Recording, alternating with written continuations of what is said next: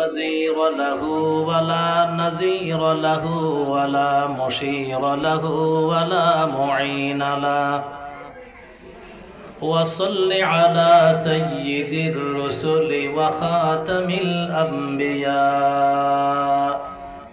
المبعوث إلى كافة الناس بشيرا ونذيرا وداعيا إلى الله بإذنه وسراجا منيرا اللهم صل على روح محمد في الأرواح وصل على جسد محمد في الأجساد وصل على قبر محمد في القبور أما بعد فأعوذ بالله من الشيطان الرجيم بسم الله الرحمن الرحيم ومن أراد الآخرة وسعى لها سعيها وهو مؤمن فأولئك كان سعيهم مشكورا وقال النبي صلى الله عليه وسلم استحيوا من الله حق الحياء قالوا إنا لنستحيي من الله والحمد لله قال ليس ذلك من استحيا من الله فليحفظ الرأس وما وعى وليحفظ البطن وما حوى وليذكر الموت والبلاء أو كما قال عليه الصلاة والسلام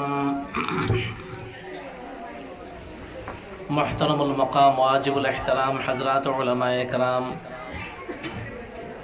সম্মানিত মুরব্বিয়ানে কেরাম ও বেরাদরানে ইসলাম আজিজ তলাবা পর্দার আড়ালে সম্মানিতা পর্দানসীন মা বোনেরা ফেনী ছাগলনাইয়া চাঁদগাজী জামিয়া ইসলামিয়ার বার্ষিক ওয়াজ মাহফিল আল্লাহ পাক রব্বুল আলামিন আমাদেরকে সুস্থ রেখে আসার বসার তৌফিক দান করেছেন আলহামদুলিল্লাহ। দ্বীনি আলোচনা, কোরআন হাদিসের কথাবার্তা, ঈমানি মুযাকারা, এগুলি ঈমানদারের জন্য রূহের খাদ্য। যার সাথে দ্বীনের ধর্মের যে পরিমাণ সম্পর্ক থাকবে তার রূহ তত সতেজ থাকবে। আল্লাহ পাক রব্বুল আলামিন দুইটা জিনিসের মাধ্যমে আমাদেরকে বানিয়েছেন, একটার নাম শরীর আর একটার নাম রূহ। শরীর যেহেতু মাটির তৈরি, সেজন্য শরীর সুস্থ থাকার জন্য মাটি থেকে উৎপাদন হয় সেরকম খাদ্যের প্রয়োজন হয়। রূহ মাটির তৈরি জিনিস নয়, রূহ নূরানি, আল্লাহর একটি হুকুমের নাম। সেজন্য রূহের জন্য নূরানি খাদ্যের প্রয়োজন। আর নূরানি খাদ্য কোরআন হাদিসের আলোচনা, দ্বীনি কথাবার্তা, ঈমানি মুযাকারা, আল্লাহর স্মরণ, এগুলি রূহের খাদ্য। আল্লাহর হুকুম হয়েছে, রূহ আছে, আল্লাহর হুকুম হবে চলে যাবে। আর সে রূহটার নামেই হলো মূলত মানুষ। অনেক সময় দেখা যায় কোনো মানুষ মারা গেলে এখনো সামনের মানুষ শোয়া আছে, দাফন করা হয় নাই, কিন্তু মানুষ কি বলে, অমুক ব্যক্তি আর নাই। এখনো আছে সামনের রুমে, কিন্তু বলতেছে উনি তো আর নাই।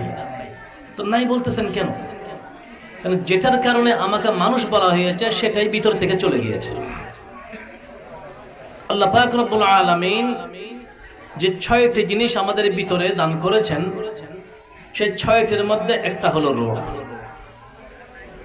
আর রূহের স্থান ডান পাশে দুধের ৩-৪ আঙ্গুল নিচে, সেখানে স্থান, কিন্তু বিচরণ পুরা শরীরে। মাথা থেকে পাও পর্যন্ত পুরা শরীরে রূহ আছে, তবে দুইটা জিনিসের রূহ নেই। একটা হলো চুল কেশ, আর একটা হলো নখ। চুলে এবং নখে কোনো রূহ নেই, সেই জন্য চুল কাটলে ব্যথা পাওয়া যায় না, নখ কাটলে ব্যথা পাওয়া যায় না। অনেক সময় চুল কাটলে ব্যথা যে লাগে সেটা হলো চুল কাটার ব্যথা নয়, গোড়ায় টান খায় ওইটার ব্যথা। এই দুইটা জিনিস ছাড়া আর পুরা শরীরে রূহ আছে। রূহটা যাবে কিভাবে এবং মানুষ রূহকে আটকানোর চেষ্টা করে কিভাবে? আল্লাহ রাসূল সাল্লাল্লাহু আলাইহি ওয়াসাল্লামকে প্রশ্ন করা হচ্ছে যে ইয়া রাসূলুল্লাহ, রূহ সেটা কি জিনিস? আল্লাহ রাসূল সাল্লাল্লাহু আলাইহি ওয়াসাল্লাম কোনো উত্তর দেন না। একদিন আল্লাহ পাক আয়াত নাযিল করে দিলেন, আমার হাবিব, আপনাকে মানুষেরা প্রশ্ন করতেছে, ইয়াসআলুনাকা আনির রূহ, আপনাকে প্রশ্ন করা হচ্ছে রূহ সম্পর্কে। রূহ সেটা কি? আপনি বলুন, কুল আর রূহু মিন আমরি রব্বি। রূহ সেটা আমি আল্লাহর একটা আদেশ। তো রূহ হলো ডান পাশে দুধের 3-4 আঙ্গুল নিচে, আরেকটি গোপন জিনিস আছে ভিতরে, সেটার নাম হলো কলব। বাম পাশে দুধের 3-4 আঙ্গুল নিচে কলবের স্থান। এই কলবটা মূলত একটা গোশতের টুকরা। কলব অন্য কোনো বস্তু নয়। আল্লাহ পাক রব্বুল আলামিন যখন আদম আলাইহিস সালাতু ওয়াস সালামকে বানিয়েছেন, জান্নাতের মধ্যে রেখে দিয়েছেন, এখনো রূহ দান করেন নাই, সোজা শোয়া রাখছেন। ফেরেশতারা আদম আলাইহিস সালামকে দেখে দেখে আশ্চর্যবোধ করতেছে, আল্লাহ এটা কি বানালেন? এত লম্বা, এদিকে দুইটা লম্বা লম্বা ফাও, দুইটা হাত, এদিকে গোলাকার একটা কি, এটা কি? আদম আলাইহিস সালামকে দেখে আল্লাহর পবিত্রতা বর্ণনা করতেছে। এর মধ্যে শয়তানও গেছে আদম আলাইহিস সালামকে দেখার জন্য। শয়তান তখন সেখানে ছিল। শয়তান মূলত সেখানে ছিল না, শয়তান ছিল দুনিয়াতে। আল্লাহ পাক রব্বুল আলামিন যখন দুনিয়ার মধ্যে প্রতিনিধি বানাবেন, এবার ফেরেশতাদেরকে বললেন, তোমরা পৃথিবীটা খালি করো, এখানে আমার খলিফা পাঠাবো। ইন্নী জাইলুন ফিল আরদি খলিফা, খলিফা বানাবো, পৃথিবী খালি করো।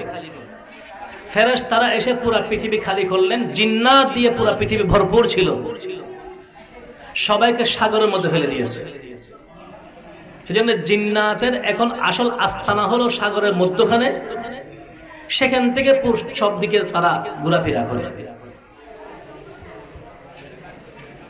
তখন ফেরেশতারা দেখলেন একজন বড় বুজুর্গ ব্যক্তি শুধু ইবাদত করতেছে। তখন বললেন যে আল্লাহ, সবাইকে তো সাগরে ফেলে দিলাম, কিন্তু আপনার একজন খাস বান্দা দেখতেছি আপনার ইবাদতের সিজদার মধ্যে পড়ে আছে। ওই বুজুর্গ ব্যক্তি কি আমাদের সাথে উপরে নিয়ে আসবো? আল্লাহ বললেন, তোমাদের ইচ্ছা। ফেরেশতারা এসে সে বুজুর্গকে নিয়ে গেলেন উপরে। সেখানে গিয়েও বুজুর্গ শুরু করছে, ইবাদত করতেছে। ইবাদত করতে করতে ফেরেশতারা ওনাকে মানা শুরু করছে, মানতেছে। সেই ইবলিস, ওই বুজুর্গ, সে ইবলিস সেখানে গিয়ে ইবাদত করতেছে। ফেরেশতারা তার ইবাদতের উপর আশ্চর্যবোধ করতেছে। শেষ পর্যন্ত ফেরেশতারা তার কথা মতো চলতো। ইবলিস শয়তান ফেরেশতাদের 30,000 বছর সরদার ছিল, ওয়াজ নসিহত করছে, কিন্তু সে ওয়াজ করেও সে ধ্বংস হয়েছে। তো যারা ওয়াজ করবে তারা শুধু ওয়াজ করবে অন্যের জন্য, সেটা হলে সে ওয়াজ, সে বক্তা ধ্বংস হবে। ওয়াজ হলো প্রথম নিজের জন্য। আমি যা বলবো সেটা মতো যেন আমি আমল করি। আমি মানুষকে বললাম, নিজে আমল করলাম না। আল্লাহ পাক রব্বুল আলামিন বলেন, সেই ধরনের মানুষের কথা শোনার দরকার নেই। এখন তো ওয়াজ হয়ে গেছে আওয়াজের নাম। হযরত মুফতি আজম রহমতুল্লাহ আলাইহি, মুফতি ফয়জুল্লাহ সাহেব রহমতুল্লাহ আলাইহি, মুরব্বীরা নাম শুনছেন, যিনি বাংলাদেশের প্রধান মুফতি ছিলেন, মেখল হামিদ সুন্নাহ মাদ্রাসার প্রতিষ্ঠাতা, হাটহাজারী মাদ্রাসা, জিনার মাধ্যমে ফতোয়া বিভাগ খোলা হয়েছিল প্রথম। যে মুফতি আজম রহমতুল্লাহ আলাইহি একটা কথা সবসময় বলতেন, এমন একটা সময় চলে আসবে যে ওয়াজ চলে যাবে, আওয়াজ থেকে যাবে। মানুষ আওয়াজকেই ওয়াজ মনে করবে। এখন মনে হয় সেই সময়টা এসে গেছে। কোন একজন বয়স্ক শাহদারিওয়ালা কোন মুরব্বী যদি বয়ান করে, সেগুলো আমাদের ভালো লাগে না। কে কত চিল্লাইতে পারে, কে কত সুর দিয়ে ওয়াজ করতে পারে। এখন ওয়াজ হয়ে গেছে দুইটা জিনিসের নাম, হয়তো চিল্লাইতে হবে, আর না হয় সুর দিয়ে গলার টোন দিয়ে ওয়াজ করতে হবে, আর না হয়তো ওয়াজ না। তো সেগুলি কি ওয়াজ না আওয়াজ? আওয়াজ। একদিন একজনে বলতেছে এক জায়গায়, হুজুর আজকে অমুক বক্তা বয়ান করছেন, মাঠ গরম করে ফেলছেন। কি গরম করছেন? মাঠ গরম করে ফেলছেন। তাই বললাম যে দেখেন, আমাদের মুরব্বীরা ওয়াজ করতেন মাঠ গরম করার জন্য না, মানুষের দিল গরম করার জন্য, মানুষের অন্তর গরম করার জন্য ওয়াজ করতেন। সেজন্য মুরব্বীরা ওয়াজ করতেন, সেগুলো মানুষের দিল গরম হইতো, আর সেটা নিয়ে ঘরে যাইতেন। ফরজ নামাজ নয়, তাহাজ্জুদ নামাজও ছুটত না। আর এখন মাঠ গরম হয়, মাঠ গরম হওয়ার পর বাতাসে আবার মাঠ ঠান্ডা হয়ে যায়, খালি হাতে সবাই বাড়িতে ফিরে। কারণ মাঠের ওয়াজ মাঠে থাকে, সাথে আর যায় না। তো সেই ওয়াজ দিয়ে কি হবে? ওয়াজ আগের তুলনায় অনেক বেশি হচ্ছে, অনেক বেশি, কিন্তু পরিবর্তন করি। দ্বীনি আলোচনার দ্বারা যে পরিবর্তন হওয়ার দরকার ছিল, সেই পরিবর্তন হচ্ছে না কেন? মুফতি আজম রহমতুল্লাহ আলাইহি বলতেন, ওয়াজের দ্বারা পরিবর্তন হওয়ার জন্য তিন প্রকার মানুষের নিয়ত শুদ্ধ হইতে হবে। কয় প্রকার মানুষের নিয়ত? যারা ওয়াজ দিবেন ওনাদের নিয়ত শুদ্ধ হতে হবে, যারা ওয়াজ শুনবেন ওনাদের নিয়ত শুদ্ধ হতে হবে, যারা ওয়াজ করবেন ওনাদের নিয়ত শুদ্ধ হইতে হবে। ওয়াজের আয়োজন যারা করে, যদি নিয়ত করে প্রত্যেক বছর মাহফিল একটা দিয়েছি, এই বছর না দিলে মানুষে কি বলবে, তাহলে প্রথমেই তো নিয়ত গলত। ওয়াজ শুনতে যারা আসবেন প্রথম নিয়ত শুদ্ধ হতে হবে যে আমি ওয়াজে কেন আসতেছি। যদি দেখি যে না কে কে আসে, দেখি কে কিরকম টোন দেয় একটু দেখি, সে ওয়াজের দ্বারা হেদায়েত আসবে না। যিনি ওয়াজ করবেন তিনি যদি আসেন যে বলেন যে এমন ভাবে একটা ওয়াজ করি আগামী বছরের জন্য আবার দাওয়াত দেয়, অথবা এমন ভাবে ওয়াজ করতে হবে যেন আমার বাজেটটা যেন ঠিক থাকে, চুক্তি ছাড়া ওয়াজ করতে আসে না, টাকা ছাড়া ওয়াজ করতে আসে না, তো সেটা তো টাকার মাধ্যমে ওয়াজ হলে সেটা তো ব্যবসা, সেটা ওয়াজ না। তো ব্যবসার দ্বারা কি লাভ হবে? ব্যবসার দ্বারা ব্যবসায়ীর লাভ হবে, জনগণের কোনো লাভ হয় না। সেজন্য এখন ব্যবসা জমজমাট চলতেছে, কিন্তু আমাদের কোনো উপকার হচ্ছে না। আল্লাহ আমাদেরকে বোঝার তৌফিক দান করুন। দ্বীনি আলোচনা শুনতে আসবো দ্বীনি ইস্তেফাদা, ফায়দা হাসিল করার জন্য। আমার ভিতরে কি কি ত্রুটি আছে আমি সেগুলি দেখব। বল দেওয়ালে মারলে বলটা প্রথম নিজের দিকে আসে। ত্রুটিগুলি তালাশ করার নামেই হলো ওয়াজ। আমার মধ্যে আপনার মধ্যে কি কি ত্রুটি আছে, সেগুলি কার ভিতরে কি কি ত্রুটি কেউ বলতে পারে না, নিজেরটা নিজে জানে। তাহলে হয়তো কিছু দ্বীনি আলোচনা হলে সেখান থেকে প্রত্যেকে মনে করতে হবে এখানে আমার ত্রুটি কোনটা আছে, এখানে আমি কোনটা নেব এখান থেকে। তো প্রথম থেকে যদি সেই নিয়তেই বসা হয় এবং সেই নিয়তেই বলা হয়, তাহলে সেই শোনা সেই বলা এটার দ্বারা ইনশাআল্লাহ আল্লাহ পাক হেদায়েত দান করবেন। কি বলতেছিলাম? শয়তান ওয়াজ করতেছে ফেরেশতাদেরকে 30,000 বছর, 20,000 বছর জান্নাতের দারোয়ান ছিল, কিন্তু সর্বশেষ জান্নাত থেকে বিতাড়িত হয়েছে। তো আদম আলাইহিস সালামকে যখন বানিয়েছেন তখনও শয়তান সেখানেই ছিল। এবার ফেরেশতারা যখন আদমকে ঘুরে ঘুরে দেখতেছে, শয়তানও গিয়েছে দেখার জন্য, ঘুরে ঘুরে দেখতেছে। আদম আলাইহিস সালাম তখন হা করা ছিলেন, রূপ ছিল না, মুখ খোলা। এবার শয়তান বাহির দিয়ে দেখে মুখ দিয়ে ঢুকে পিছনের রাস্তা দিয়ে বাইরে চলে আসছে। শয়তান তো তখন থেকেই শয়তান। সে এসে বলতেছে ফেরেশতারা তোমরা শুধু আদমের উপরে দেখেছো, আমি ভিতরে সহ দেখে আসছি। ভিতরে খালি, কিছুই নেই। এই আদমকে দুঃখা দেওয়া আমার জন্য সহজ। তবে আদমের বাম পাশে দুটো 3-4 আঙ্গুল নিচে একটা গোশতের টুকরা দেখেছি, তার ভিতরে কোনো দরজা জানালা খুঁজে পাই নাই। আমার দুঃখা থেকে বাঁচলে সেটার মাত্রা বাঁচতে পারবে, আর না হয় বাঁচতে পারবে না। এই যে গোশতের টুকরা দেখেছে, শয়তান বলল সেই গোশতের টুকরাটার নামেই হলো কলব। সেটার নাম কলব। আরবিতে বলে কলব, মানুষ উচ্চারণ করে কলব কলব বলে। ইংরেজিতে বলে হার্ট, বাংলাতে বলে হৃৎপিণ্ড। এখন আমরা ইংরেজিটাই সবচেয়ে বেশি বুঝি। তারা হার্ট দুর্বল, তারা হার্টের সমস্যা, তারা হার্ট অ্যাটাক, তারা হার্টের রোগ। এই জায়গায় বাংলাটা বললে তার হৃৎপিণ্ড দুর্বল, হৃৎপিণ্ডের সমস্যা, কয়জন বুঝবো? কারণ আমরা তো এমন বাংলাদেশে যে বাংলাটাই সবচেয়ে কম বুঝি। কি ভাই, এখন যদি বলা হয় একটা চেয়ার নিয়ে আসো, ছোট্ট বাচ্চাও দৌড় দেবে চেয়ার আনার জন্য। যদি বলা হয় একটা কেদারা নিয়ে আসো, কি ভাই বুঝেন নেই? বাংলার সাথে আমাদের সম্পর্ক কম, ইংরেজির সাথে সম্পর্ক বেশি। এখন যদি জিজ্ঞেস করা হয় আজকে কয় তারিখ, অত মুখ দিয়ে বাহির হবে আজকে 8 তারিখ, তাহলে ইংরেজিতে বাহির হবে। যদি জিজ্ঞেস করা হয় আজকে আরবি কয় তারিখ, তাহলে আশেপাশে কোনো হুজুর আছে কিনা দেখতে হবে।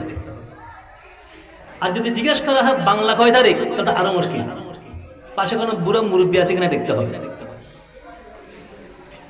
কারণ আরবির হিসাব হুজুরদের কাছে, বাংলার হিসাব বয়স্ক মুরব্বীদের কাছে, আর আমরা আছি জানুয়ারি ফেব্রুয়ারি নিয়ে। আল্লাহর আরেফ বলেন মান্নাদানম জানুয়ারি ও ফেব্রুয়ারি, মান্নাদানম জানুয়ারি ও ফেব্রুয়ারি, মনবেদানম সালেমা পয়গম্বরি। আমি জানুয়ারি ফেব্রুয়ারি বুঝি না, জানি না, আমি কি জানি? মনবেদানম সালেমা পয়গম্বরি, আমার নবীর বৎসর কোনটা, আমার নবীর মাস কোনটা, সেটার সাথে আমার মূল সম্পর্ক থাকবে।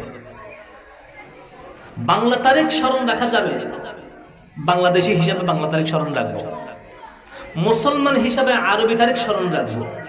ইংরেজি তারিখ স্মরণ রাখা নিষেধ না, গুনাহ না।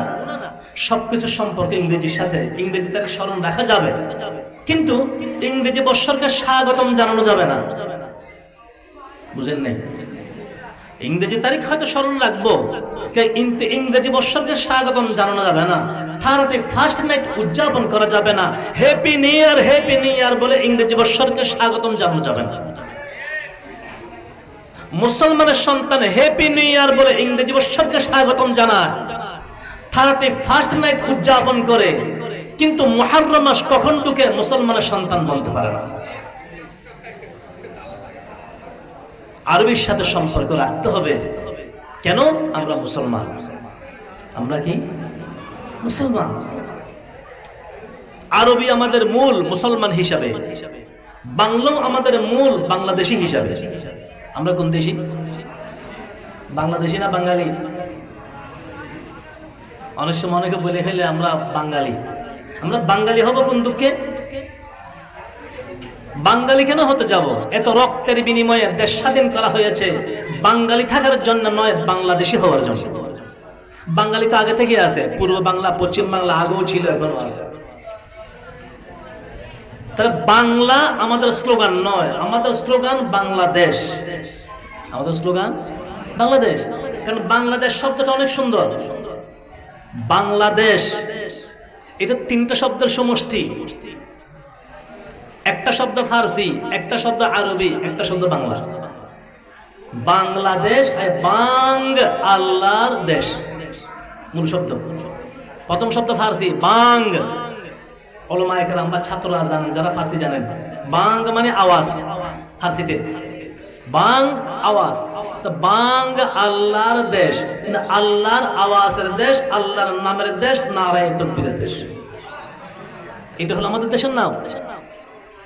আমাদের দেশের জাতীয় পতাকা অনেক সুন্দর, চতুর্পাশে সবুজ, মধ্যখানে লাল। কেন? কারণটা কি?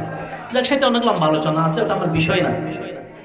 আনুষঙ্গিক কথা আসছে, সেজন্য বললাম যে আমরা বাঙালি নয়, আমরা কি বাংলাদেশের। বাংলাদেশ আমাদের গৌরব। আমরা স্বাধীন বাংলাদেশের নাগরিক। যদি আমরা বাঙালি পরিচয় দেই, তাহলে সেটা হবে দেশ বিরোধী স্লোগান। আমরা বাংলাদেশ চাচ্ছি না, বাংলা চাচ্ছি। তো বাংলা বাংলা স্লোগান দেওয়া মানে পশ্চিম বাংলা পূর্ব বাংলা এক, এটা দেশদ্রোহী স্লোগান। বলতেছিলাম যে কথা, কথা স্মরণ আছে? তাহলে কলবটা মূলত কি? এটা গোশতের টুকরা। হাদিস শরীফ আল্লাহর রাসূল সেই কথাটাই বলছেন, ওয়াকালান নবিয়্যু সাল্লাল্লাহু আলাইহি ওয়াসাল্লাম আলা ইন্না ফিল জাসাদি মুযগাহ ইযা সালুহাত সালুহাল জাসাদু কুল্লু ওয়া ইযা ফাসাদাত ফাসাদাল জাসাদু কুল্লুহু আলা ওয়া হিয়াল কলব। আল্লাহর হাবিব হযরতে মুহাম্মদ রাসূল সাল্লাল্লাহু আলাইহি ওয়াসাল্লামের ইরশাদ ফরমান, উম্মত, আল্লাহ পাক প্রত্যেকের ভিতরে একটি গোশতের টুকরা দান করছেন। ইন্না ফিল জাসাদি মুযগা, প্রত্যেকের শরীরে আল্লাহ একটা গোশতের টুকরা দিয়েছেন। ইজা সালুহাত, সেই গোশতের টুকরা যদি ভালো থাকে, সালুহাল জাসাদু কুল্লু, পুরা শরীর ভালো থাকবে। ওয়া ইজা ফাসাদাত, সেই গোশতের টুকরা যদি নষ্ট হয়ে যায়, ফাসাদাল জাসাদু কুল্লু, পুরা শরীর অকেজুয়ার নষ্ট হয়ে যাবে। কেন? সেটাই হলো হাড়, আর হাড় দুর্বল হয়ে গেলে পুরা শরীর দুর্বল হয়ে যাবে। হাড়, এখন সে হাড়ের কাজ কি? হাড়ের কথা আল্লাহ রাসূল কেন বলেছেন, আল্লাহ পাক কেন বলেছেন যে কলবের পিছনে মেহনত করবে? কারণ কলবটা হলো ইঞ্জিন। গাড়িতে একটা বডি আছে, ভিতরে একটা কি আছে? ইঞ্জিন আছে। একটা গাড়ি খুব সুন্দর স্লিপিং সিট, স্লিপার সিট রং করেছে, খুব সুন্দর করে দেখতে, খুব সুন্দর লাগে, কিন্তু ভিতরে ইঞ্জিনটা দুর্বল। গাড়ির ইঞ্জিন দুর্বল। গাড়িটা দেখতে যত সুন্দরই লাগুক, ভিতরে ইঞ্জিন যেহেতু দুর্বল, সেই ইঞ্জিন সেই গাড়িকে টেনে জায়গা পর্যন্ত পৌঁছাতে পারবে না। আরেকটা গাড়ি খুব দুর্বল, দেখতে ভালো লাগে না, রঙও ঘরে নাই, সিটও ভাঙা ভাঙা, কিন্তু তার ভিতরে ইঞ্জিনটা হলো টাটা কোম্পানির মজবুত ইঞ্জিন। গাড়িটা দেখতে যদিও সুন্দর লাগে না, ভালো লাগে না, ইঞ্জিন যেহেতু মজবুত, সেই ইঞ্জিন সেই গাড়িকে টেনে জায়গা পর্যন্ত পৌঁছিয়ে দেবে। তদ্রূপ মানুষের উপরে একটা বডি আছে, ভিতরে একটা ইঞ্জিন আছে। একজন মানুষ দেখতে খুব সুন্দর, নাদুস নুদুস শরীর, মোটা তাজা হ্যান্ডসাম বডি, খুব সুন্দর লাগে, কিন্তু তার ভিতরে ইঞ্জিনটা দুর্বল। তার কলবের সাথে আল্লাহর কোনো সম্পর্ক নেই, তার কলবের সাথে দ্বীন ধর্মের কোনো সম্পর্ক নেই, তার কলবের সাথে কোরআনের কোনো সম্পর্ক নেই। যেহেতু ইঞ্জিন দুর্বল, সে মানুষ যত সুন্দরই হোক, তার সেই ইঞ্জিন তাকে টেনে জান্নাত পর্যন্ত পৌঁছাতে পারবে না। আরেকজন মানুষ দেখতে একেবারে দুর্বল, সুন্দর না, কালো, কেউ তাকে পছন্দও করে না, কিন্তু তার কলবের সাথে আল্লাহর সম্পর্ক আছে, তার কলবের সাথে আল্লাহর জিকিরের সম্পর্ক আছে। কলব যেহেতু মজবুত, ইঞ্জিনটা মজবুত রয়েছে, দেখতে যদিও তাকে কেউ পছন্দ করে না, কিন্তু তার সেই কলব নামক ইঞ্জিন তাকে টেনে সোজা জান্নাতে পৌঁছে দেবে। সেজন্য আমাদের পরিশ্রম হবে শরীরের পিছনে না, কলবের পিছনে? কলবের পিছনে, কারণ ইঞ্জিনটা মজবুত করতে হবে। কিন্তু এখন আমাদের থিওরি হলো ভিন্ন। আমরা সবসময় শুধু চাই স্বাস্থ্য যেন ভালো থাকে। কেন? থিওরি কি? স্বাস্থ্যই সকল সুখের মূল। স্বাস্থ্য সকল সুখের মূল। কথাটা কি শুদ্ধ না ভুল?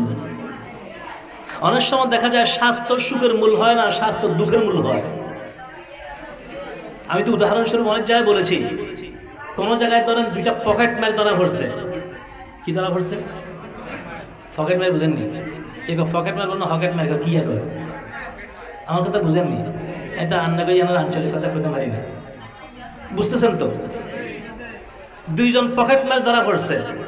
একজন পকেট মার একেবারে হ্যাংলা পাতলা দুর্বল হাড্ডি, আরেকজন পকেট মার একেবারে মোটা তাজা ময়দার অবস্থা। বলেন তো মানুষ কোনটাকে বেশি মারবে? একে মারলে হাতে ব্যথা খাবো, ওইটাকে মারে স্প্রিং করবে, মজা লাগবে। এখন স্বাস্থ্যটাকে সুখের মূল হইল না দুঃখের মূল হইল? তাহলে স্বাস্থ্যই সকল সুখের মূল, এই কথাটা ভুল। স্বাস্থ্য সুখের মূল নয়, আর সুস্থতা সুখের মূল হইতে পারে। মেহনত হবে কলবের পিছনে।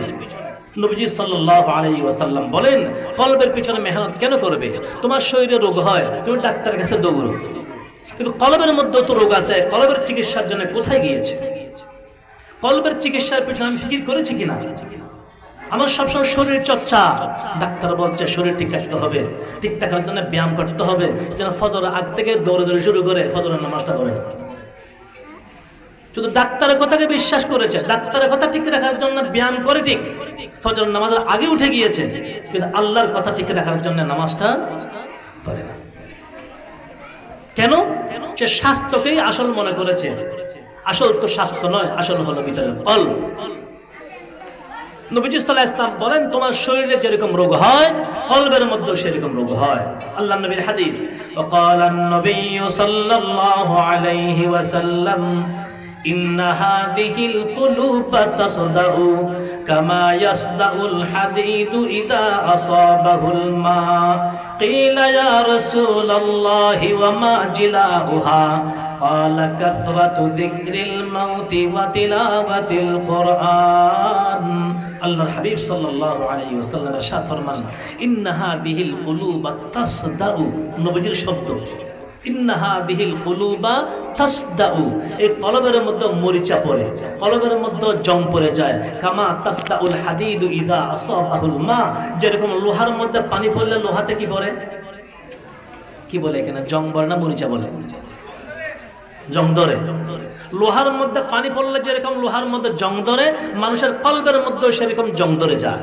এখন লোহাতে জং ধরে পানি পড়লে, কলবে জং ধরে গুনাহ করলে। প্রমাণ আল্লাহর নবীর হাদিস, নবীজি সাল্লাল্লাহু আলাইহি ওয়াসাল্লামের ইরশাদ ফরমান, কোন মানুষ যখন একটা গুনাহ করে তার কলবে একটা কালো দাগ পড়ে, নুকতাতান সাউদা, নুকতাতান সাউদা, একটি গুনাহ করে একটি কালো দাগ পড়ে, আরেকটি গুনাহ করে আরেকটি কালো দাগ পড়ে, আরেকটি গুনাহ করে আরেকটি কালো দাগ পড়ে। এইভাবে গুনাহ করতে করতে কলবটা পরিপূর্ণ কালো কালো হয়ে যায়। এটাই হলো কলবের কি জং, মরিচা। কলবটা হলো আয়নার মতো পরিষ্কার, কথাটা খুব লক্ষ্য করবেন। কলবটা আয়নার মতো পরিষ্কার, কিন্তু একটা আয়না আপনার বাসায় চোখের নিচে পড়ে আছে। মহিলা প্রত্যেকদিন ঘরের বউ ঘরে ঝাড়ু দিচ্ছে, কিন্তু আয়নাটা সেখান থেকে উঠাচ্ছে না, আয়নাটা সেখান থেকে উঠাচ্ছে না। ঘর ঝাড়ু দেওয়ার সময় কিছু ধুলিবালি উড়ে, দুই একটি ধুলিবালি আয়নার উপর পড়লো, তারপর দিন আবার ঘর ঝাড়ু দিল, আবার সেখানে ধুলিবালি পড়লো। ঝাড়ু বুঝতেছেন তো কি হবে না, হিসা করে, হিসানি করে ঝাড়ু ঝাড়ু দিচ্ছে, ধুলিবালি পড়তেছে। এক সপ্তাহ পর্যন্ত আয়নাটা সেখান থেকে সরাই নাই, প্রত্যেকদিন অল্প অল্প ধুলিবালি পড়েছে। এক সপ্তাহ পরে যদি আয়নাটা চোখের মুখের সামনে ধরে কিছু দেখা যাবে? অথচ আয়নার মধ্যে সব দেখা যাইত, এখন দেখা যাচ্ছে না কেন? অল্প অল্প ধুলিবালি পড়তে পড়তে আয়নাটা পুরো কালো হয়ে গিয়েছে। এখন তদ্রুপ মানুষের কলবটা হলো আয়নার মতো পরিষ্কার। মানুষের কলব যদি পরিষ্কার থাকে, সে ভালো খারাপ, হালাল হারাম, জায়েজ না জায়েজ, সুন্নত বেদাত, শিরিক কুফর পার্থক্য বুঝতে পারে। এটা গুনাহ করার সাথে সাথে অন্তরে ধাক্কা লাগে, হায় আমি তো গুনাহ করতেছি, আমি এটা কি করলাম? যেহেতু কলব পরিষ্কার আছে, আয়নার মধ্যে রাডার মেশিনে ধরা পড়ে গিয়েছে। কিন্তু গুনাহ করতে করতে যখন কলবটা কালো হয়ে যায়, আমি সেটা পরিষ্কার করি নাই, এখন আর চেহারা যেরকম আয়না দেখা যাবে না, ওই কলবও ভালো খারাপ, গুনাহ সওয়াব পার্থক্য করার শক্তি হারিয়ে ফেলে। এখন তার কাছে গুনাহকার গুনাহ মনে হয় না, গুনাহ অহরহ করতে থাকে, গুনাহ গুনাহ বলে মনে হয় না। আমি যে গুনাহ করতেছি, আমি যে অপরাধ করতেছি, এই অনুভূতিটাই ভিতর থেকে চলে যায়। অনুভূতি ভিতর থেকে চলে গিয়েছে কেন? মানে গুনাহতে অভ্যস্ত হয়ে গিয়েছে, গুনাহতে অভ্যস্ত হয়ে গিয়েছি। যদি অভ্যস্ত না হতাম, হয়তো আমি গুনাহ করেছি, মানুষ তো গুনাহ তো হবে। আমরা যেহেতু মানুষ, মানুষের দ্বারা গুনাহ হওয়াটা স্বাভাবিক, কথাটা বুঝেন, মানুষের দ্বারা গুনাহ হওয়াটা স্বাভাবিক। ফেরেশতাদের দ্বারা গুনাহ হওয়া অস্বাভাবিক, কারণ ফেরেশতারা গুনাহ করে না কেন?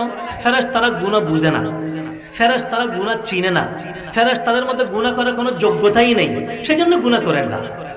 মানুষের মধ্যে গুনাহ করার যোগ্যতা আছে, গুনার প্রতি আকর্ষণ আছে, গুনাহ করতে মজা লাগে, গুনার প্রতি আহ্বানকারী নফস আছে, শয়তান আছে। এরপরও যদি একজন মানুষ নিজেকে একটু কষ্ট করে গুনাহ থেকে বাঁচাতে পারে, তখন সেই মানুষের দাম আল্লাহর কাছে ফেরেশতার চেয়ে বেশি। কেন? কারণ মানুষ গুনাহ করতে পারে, গুনাহ করে নাই, আর ফেরেশতারা গুনাহ করতে পারে না, সেজন্য গুনাহ করে না। ফেরেশতারা গুনাহ করে না, এটা এত বড় কোনো গুণ নয়। আপনার 3 বছরের বাচ্চা, 3-4 বছরের বাচ্চা, ওই বাচ্চার পাশে আপনি একটা মেয়ে এনে বসাই দিলেন, বললেন যেটা তোমার বউ। 3-4 বছরের বাচ্চা বউ বুঝবে? বউ কি, বউ কি দরকার, সেটা কিছু বুঝবে না। 3-4 বছরের বাচ্চা যেরকম বউ বুঝে না, ফেরেশতারা সেরকম গুনাহ বুঝে না, সেজন্য গুনাহ করে না। গুনাহ বুঝে না, গুনাহ চিনে না, গুনার প্রতি আকর্ষণ নাই, সেজন্য গুনাহ করে না। মানুষের গুনার প্রতি আকর্ষণ আছে, গুনাহ করতে মজা লাগে, তারপরও যদি সে গুনাহ থেকে নিজেকে বাঁচায়, ওনার দাম ফেরেশতার চেয়ে বেশি না হয়ে কার চেয়ে বেশি হবে। কথাটা বুঝে আসছে? সেজন্যই গুনাহ করার পর গুনাহ থেকে তওবাকারীকে আল্লাহ পাক বেশি পছন্দ করে। একজন বেঈমান ঈমান এনেছে, একজন বেঈমান ঈমান কবুল করছে, মুসলমান হয়েছে।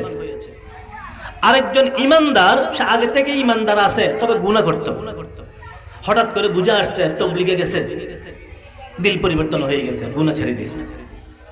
তাহলে একজন বেঈমান ঈমান আনছে, একজন গুনাহগার তওবা করছে। এই দুজনের মধ্যে কোন ব্যক্তি উত্তম এবং কোন ব্যক্তিকে আল্লাহ বেশি পছন্দ করে? কি ভাই? তওবাকারীকে আল্লাহ পাক বেশি পছন্দ করেন। কেন? কারণটা কি? একটা উদাহরণ দিলে বুঝবেন।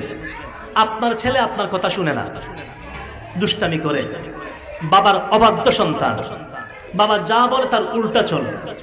এখন বাবার সাথে সে সবসময় খারাপ ব্যবহার করে, বাবা রাগ করে তাকে ত্যায্য পুত্র করে দিল, যে যা ঘর থেকে বাইরে, আমার পুত্র হিসেবে তোকে স্বীকৃতি দেবো না, তুই যেহেতু আমার কথা শুনবি না, আমার ঘরে থাকার দরকার নেই।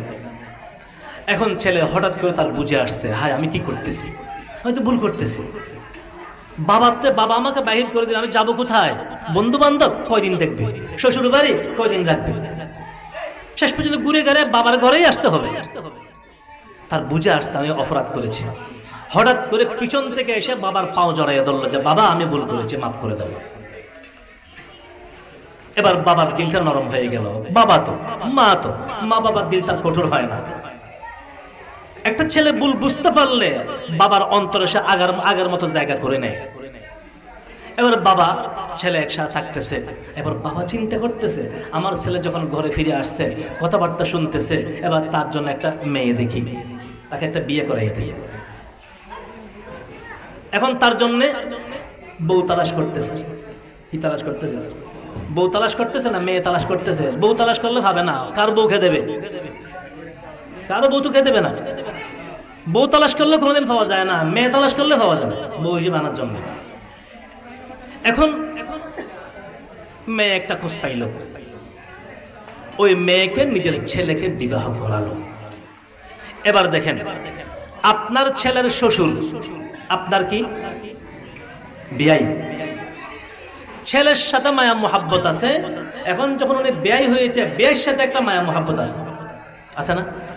তো মানুষ ছেলেকেও ভালোবাসে, বিয়াইকেও ভালোবাসে, কিন্তু ছেলের ভালোবাসার বিয়াই ভালোবাসা কি এক না ব্যবধান আছে?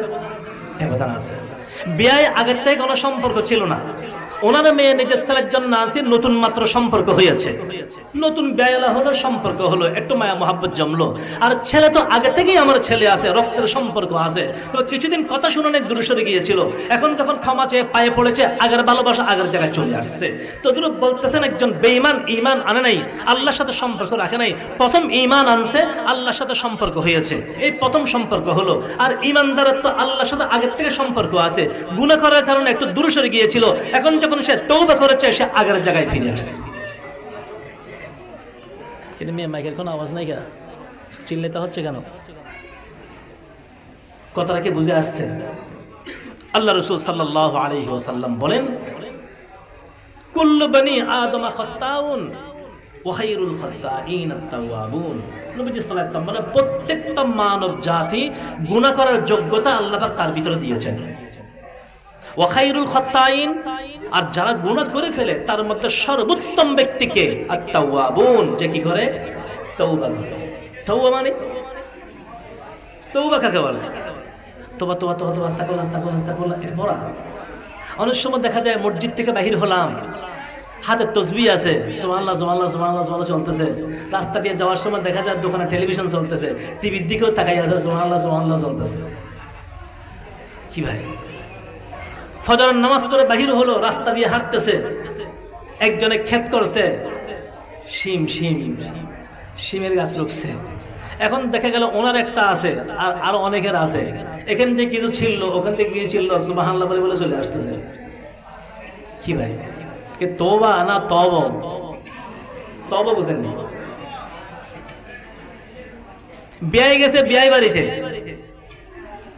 নামাজ পড়তে গেল মসজিদে, মসজিদ থেকে নামাজ পড়ে বাইরেছে, হাতে তসবিহ, মুখে সুবহানাল্লাহ সুবহানাল্লাহ চলতেছে।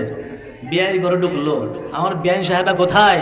বিআইন সাহেবা বসলো এক সোফাতে, বিআই বসলো আরেক সোফাতে, বিআইনের সাথে বসে গল্প করে, কি বিআইন কেমন আছেন? সুবহানাল্লাহ সুবহানাল্লাহ বলেন, কেমন আছেন বলেন, সুবহানাল্লাহ সুবহানাল্লাহ। কি ভাই বুঝেন নাই কথা?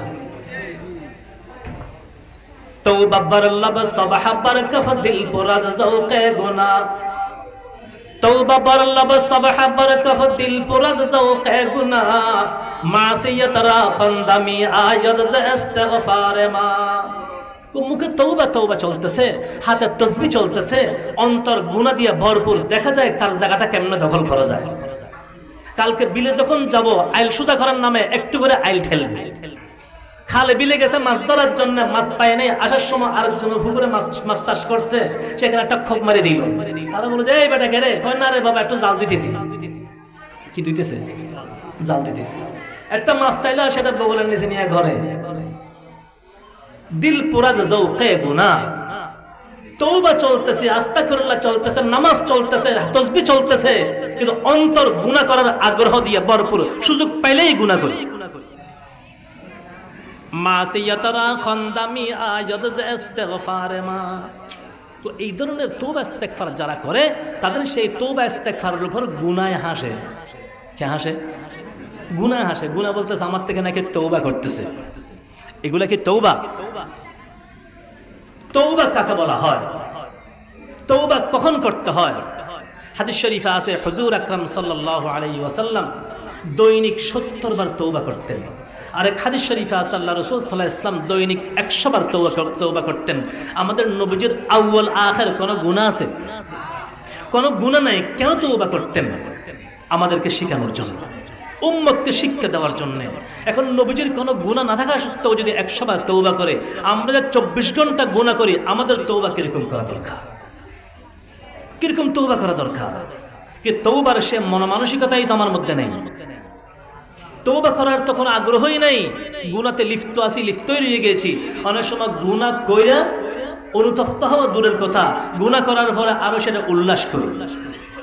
কয়েকজনে মিলে একজনকে হত্যা করলো, কয়বার একেবারে শেষ করে দিয়েছি। কি কত বড় একটা অপরাধ করলাম, একজনকে ধরে কয়েকজনে মারলাম। অনুতপ্ত হওয়া, আমরা কি করলাম? সেও তো আমাদের মতো একজন মানুষ, কেন তার উপর অত্যাচার করলাম, কেন তার উপর জুলুম করলাম? অনুতপ্ত না হয়ে বরং উল্লাস করতেছে, ব্যাটা দিছি শেষ করে। আল্লাহর হাবিব সাল্লাল্লাহু আলাইহি ওয়াসাল্লাম বলেন, কলবে মরিচা লেগে গিয়েছে।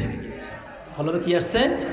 মরিচা পড়ছে, জং পড়ছে, যার কারণে এখন গুনাহ বলে মনে হচ্ছে না। ইমানদার গুনাহকে কত ভয় করবে, আর পাপাচারীরা গুনাহকে কত হালকা মনে করবে। নবীজি সাল্লাল্লাহু আলাইহি ওয়াসাল্লাম হাদিস শরীফে একটা উদাহরণ দিয়েছেন।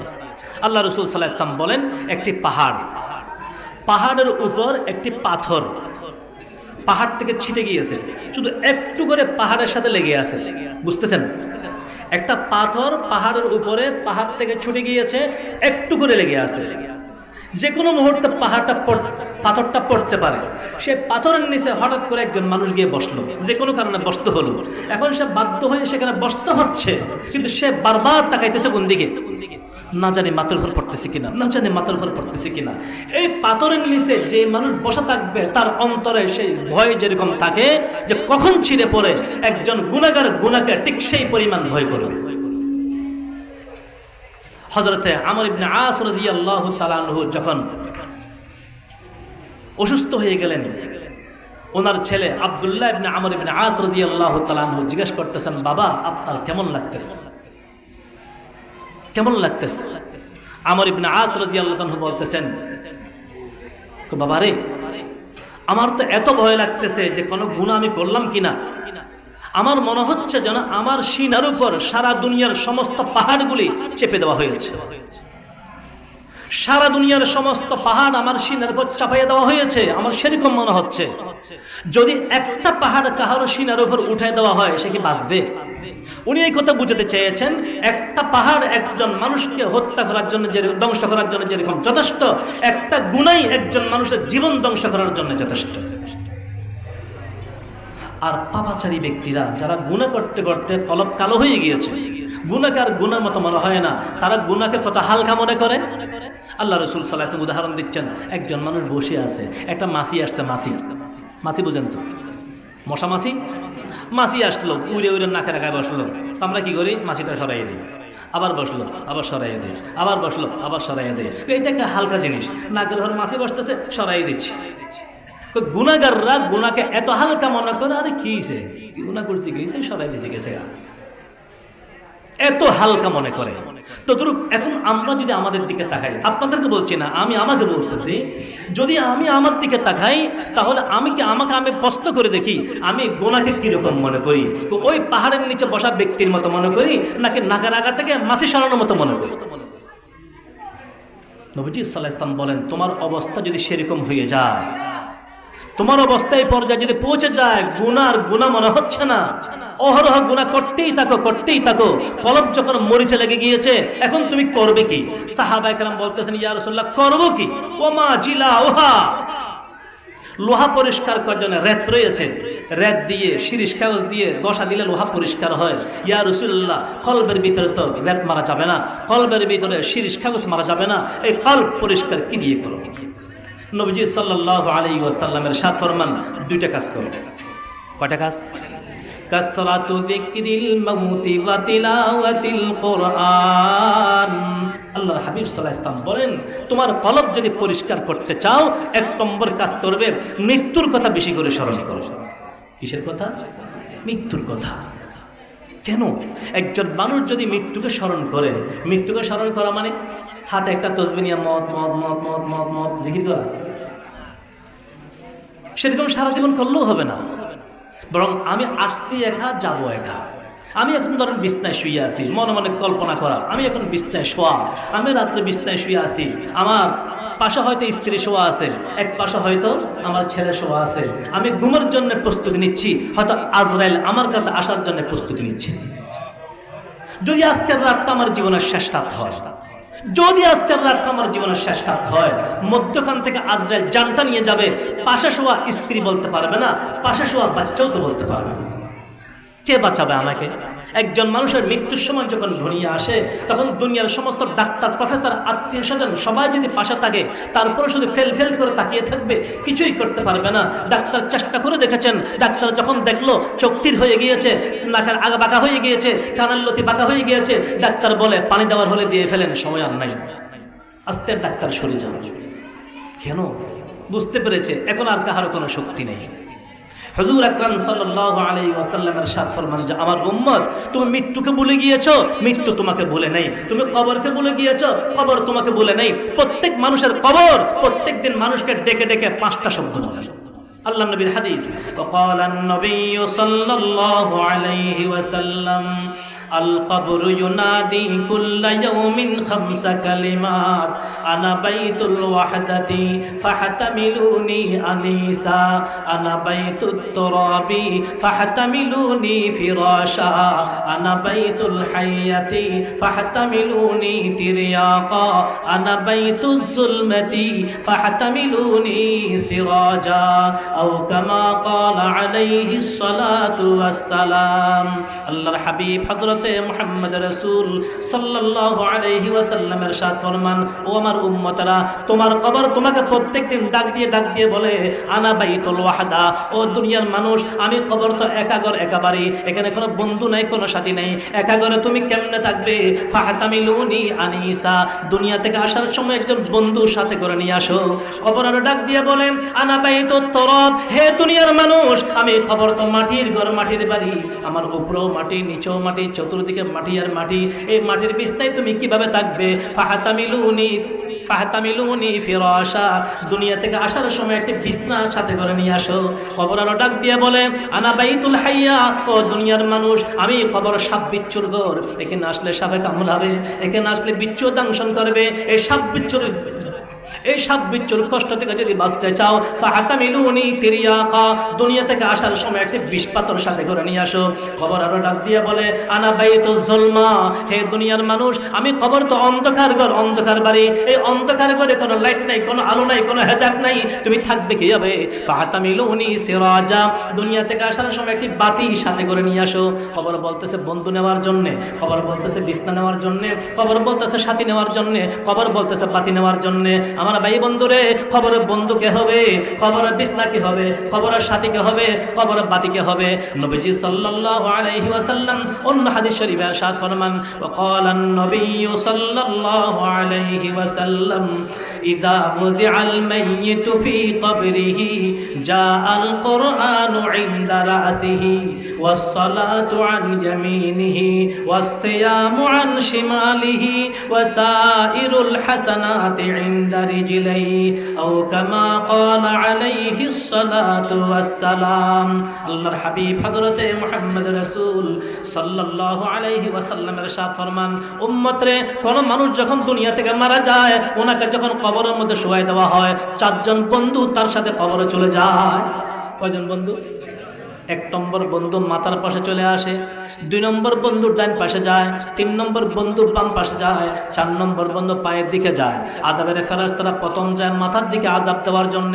ওই বন্ধু দাঁড়িয়ে গেল, সেই বন্ধু ডাক দিয়ে বলে ও আযাবের ফেরেশতারা, আমার এই কবরের বন্ধুকে কোনো আযাব দেওয়া যাবে না, আমি মাথার পাশে শাস্তি দিতে পারবে না, আমি তাকে হেফাজত করব, অন্য চাক দিয়ে চলে যাও। তখন সেই কবরবাসী জিজ্ঞাসা করবে ও আমার কবরের বন্ধু, তোমাকে চিনলাম না, আমার কোনো আত্মীয়ের মতো মনে হয় না, আমার কোনো বন্ধুর মতো মনে হয় না, তুমি এখানে আসলে আমাকে সহযোগিতা করার জন্য, তুমি কে?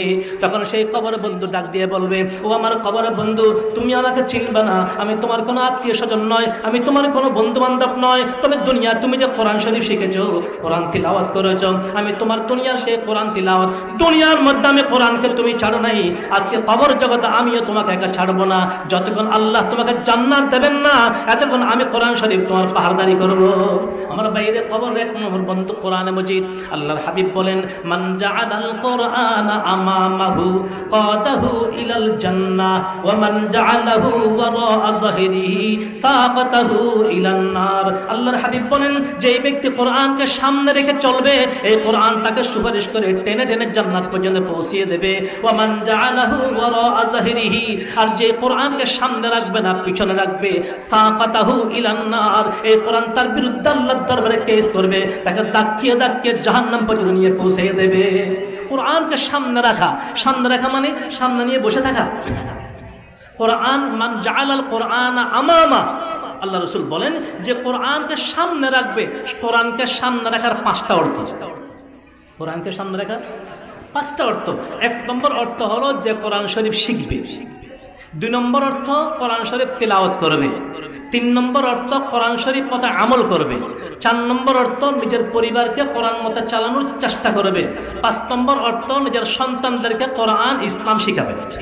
আল্লাহর হাবিব বলেন যে কোরআন শরীফ শিখবে, তিলাওয়াত করবে, আমল করবে, পরিবারকে কোরআন মতে চালানোর চেষ্টা করবে, সন্তানদেরকে ইসলাম কোরআন শিখাবে, কাদাহু ইলাল জান্নাহ, এই কোরআন তার জন্য আল্লাহর দরবারে সুপারিশ করবে।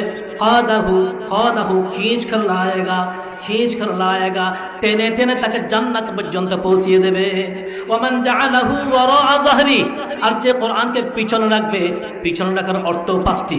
কোরআন শরীফ শিখবে না, শিখলেও তিলাওয়াত করবে না, তিলাওয়াত করলেও আমল করবে না, আমল করলেও নিজের পরিবারকে ইসলাম মতে চালানোর চেষ্টা করবে না, নিজের সন্তানদেরকে কোরআন আর ইসলাম শিখাবে না।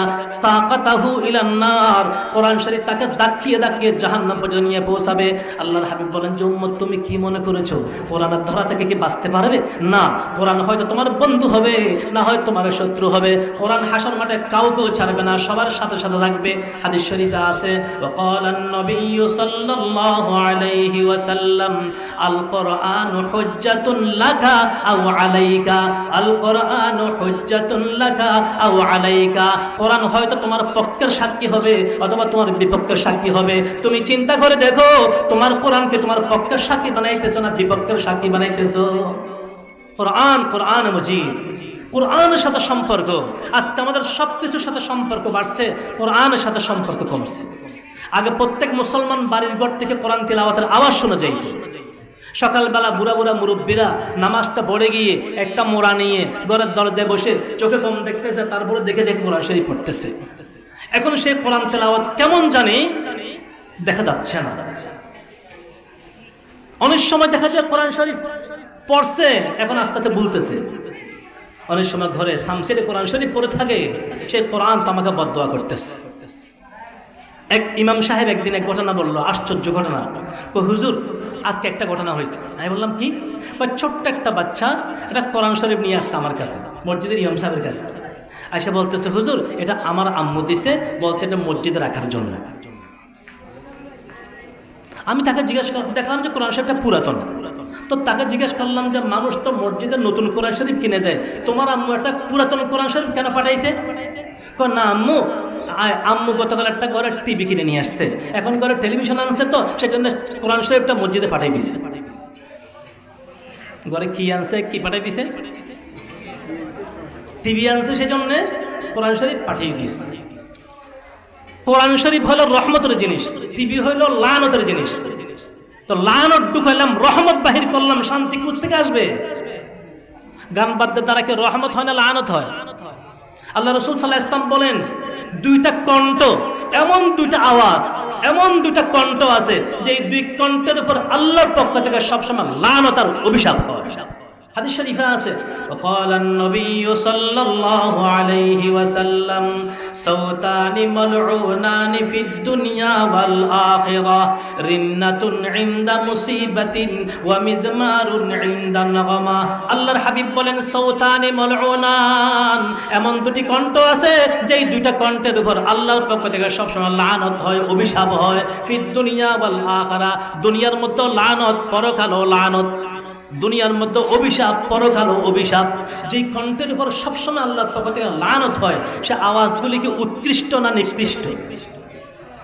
বুঝেন নেই? এই দুই আওয়াজের মধ্যে 2 নম্বর আওয়াজ কি?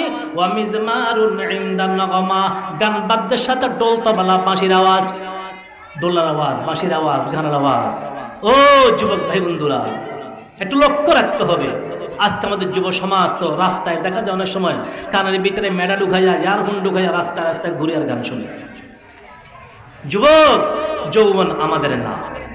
আমাদের মতো অনেক যুবক দুনিয়া থেকে চলে গিয়েছে, অনেক যুবক চলে গিয়েছে। কখন বৃদ্ধ হব যদি চিন্তা করি, আমার দাদা এখনো আছে, বাপ তো আছেই। আগে আমার দাদা মরবে, তারপরে বাপ মরবে, তারপর আমি মরবো। কি ভাই, এটাকে আশার সিরিয়াল না যাওয়ার সিরিয়াল?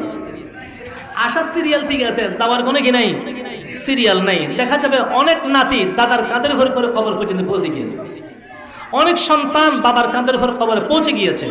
আল্লাহ পাক রব্বুল আলামিন বলেন যে, বান্দা তুমি আর কতদিন গাফেল থাকবা? তুমি দুনিয়া দুনিয়া করতে করতে জীবনকে শেষ করে দেবে?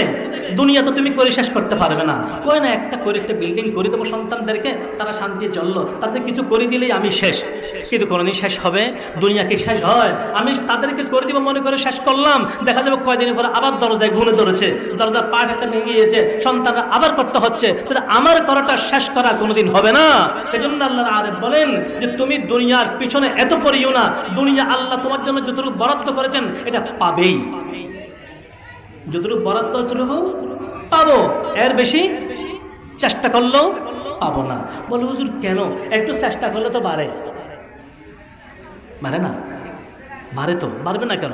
সকাল 8টায় দোকান খুলছে, বিকাল 5টায় দোকান বন্ধ করছে, হিসাব করে দেখা গেল 3000 টাকা লাভ হয়েছে। তারপরের দিন ফজরের নামাজের পরে দোকান খুলছে, এশারের সময় দোকান বন্ধ করছে, আজকে দেখা যায় 5000 টাকা লাভ হয়েছে। তাহলে সময় একটু বেশি দেওয়ার কারণে বেশি আসছে কিনা? একটা সিএনজি কিনছে, দৈনিক 400 টাকা ইনকাম হয়, একটু কষ্ট করে আরেকটা সিএনজি কিনছে, এখন দৈনিক কত আসে? কি ভাই কথা বুঝতেছেন না? 800 টাকা আসতেছে। তা দেখা যায় একটু পরিশ্রম বেশি করলে তো বেশি আসে, দেখা যায় হয় না। বেশি যেটা আসে সেটার নাম রিজিক না, এটার নাম সম্পদ। যেটা বেশি আসে এটার নাম কি? সম্পদ। মানুষ সম্পদের মালিক না, রিজিকের মালিক। যতক্ষণ রিজিক একটা দানাও বাকি আছে এতক্ষণ মরব না, আর রিজিকের বাহিরে একটা দানাও খেতে পারবো না। রিজিক আমার সাথে যাবে, সম্পদ আমার সাথে যাবে না।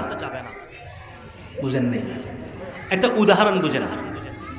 এক ব্যক্তি ছেলেকে বিদেশে পাঠাইছে, আর কথা বলার সময় নেই, আর সময় শেষ হয়ে গেছে।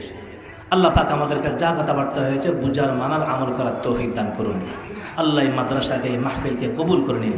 আল্লাহ আমাদের প্রত্যেকের হায়াতের মধ্যে বরকত দান করুন। ইনশাআল্লাহ অন্তর পরিষ্কার করবো তো, মৃত্যুর কথা স্মরণ করতে হবে এবং নিয়মিত কোরআন শরীফ তিলাওয়াত করব। নিয়মিত কোরআন শরীফ তিলাওয়াত করব। আপনারা দেখেন যুবক ভাই বন্ধুরা, কোরআন তিলাওয়াত করে দেখেন, অন্তরে মজা আসবে। আজকে আমরা কোরআন ছেড়ে দিয়েছি, সেজন্য অন্তরে মরিচা লাগতেছে। কোরআন শরীফের তিলাওয়াত বেশি না পারলে দৈনিক কমপক্ষে এক পৃষ্ঠা যদি পারতেছি না, তারপরে কমপক্ষে এক পৃষ্ঠা কোরআন তিলাওয়াত করে নেবেন। নিয়মিত প্রত্যেকদিন কমপক্ষে এক পৃষ্ঠা কোরআন শরীফ পড়ব, কমপক্ষে তার